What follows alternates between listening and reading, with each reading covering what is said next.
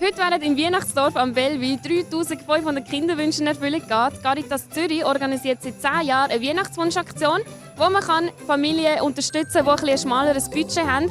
So können auch Sie Ihre Kinder ganz happy machen, indem Sie ihnen Geschenke organisieren und so hoffentlich ganz viele Wünsche erfüllen. Auch 20 Minuten hat bei der Aktion mitgemacht und heute im Weihnachtsdorf wird ein Teil von diesen Geschenken den Kindern übergeben.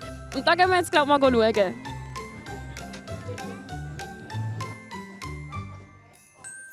Wenn viele Leute kann nicht kaufen nicht neu und das ist super gut.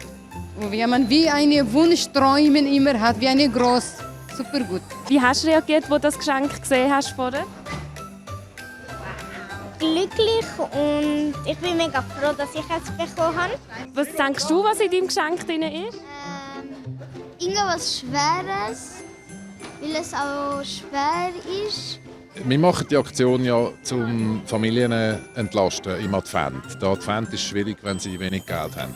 Da probieren wir Linderung zu schaffen und das merken wir sehr, dass halt, die Leute dann Freude haben an diesen Geschenken. Ganz einfach normal Freude, wie man halt Freude hat, wenn man etwas geschenkt bekommt, das man sich vielleicht sonst nicht leisten könnte. Also wir nehmen schon ein zweites Mal teil und es ist wirklich sehr schön. Wir haben 4 Kinder und sie haben so viel Freude dran. Und wir möchten ganz herzlichen Dank sagen. Das ist wirklich eine tolle Aktion und es bringt so viel Freude.